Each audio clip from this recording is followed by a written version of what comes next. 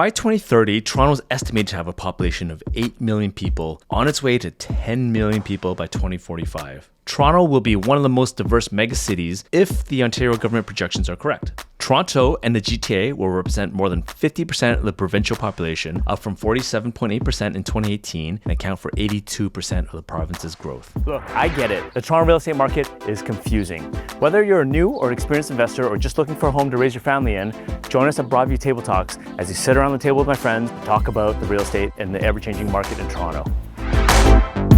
Hey, it's Kenneth from Keller Williams, and if you like what you see in this video, please give me a thumbs up and subscribe to my channel. If you're listening to this in an audio podcast, don't forget to give me a review. I'd really appreciate it. So it's difficult to predict with certainty what the Toronto real estate market will look like in 2030, as there's many factors that could influence its trajectory. However, here are some of the trends and projections that could shape the market over the next decade. Number one, as we all know, is population growth. Toronto is projected to continue to experience explosive population growth over the next 2 decades, which will fuel demand for housing. As mentioned in the beginning of this video, we're expecting 8 million people by 2030 in Toronto and up to 10 million people by 2045. That's a lot of people. Number two, housing supply. While population growth will fuel the demand for housing, it's unclear whether the housing supply will even keep pace. It won't. Even though we're building some beautiful buildings and mega communities, and you see condos everywhere, it's still not enough to meet the growth. Toronto's been grappling with a housing supply shortage for many years, which has contributed to rising home prices. If the housing supply continues to lag behind demand, it will keep an upward pressure on prices. Number three, interest rates. Interest rates, as you know, in the recent years are a key factor in the real estate market, as they definitely influence the cost of borrowing and the affordability of homes. While interest rates have been low in the past decade, 2 decades actually, they could and they actually have been rising for the next little while and probably will continue to rise, which will reduce affordability and potentially dampen demand. Number four, government policies. Government policies will have a significant impact on the real estate market. For example, changes to the mortgage rules or tax policies could impact demand and prices. It's unclear what policy changes may be implemented over the next decade, but they will influence the trajectory of the market for sure. Number five, economic growth. The strength of the broader economy could also influence the real estate market. If the economy continues to grow, it could support demand for housing and potentially boost prices. However, if the economy experiences a downturn, it could weaken demand and potentially lead to a correction in prices. Number six, we can expect further high density and interest in high-rise living for housing. Demand for small housing spaces will grow, with more populated areas being those that maximize livability. That's quality amenities and common areas, walkability, and access to transit.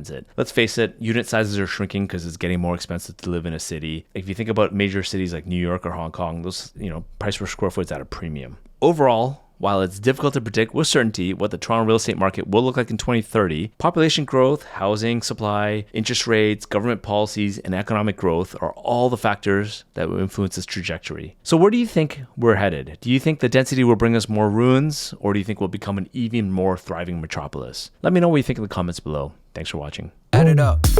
Thanks for sticking out to the very end. I hope you got some value out of this. Do me a favor, please press like and subscribe, but more than anything, leave me some feedback so we know what to produce for you going forward. Thanks again.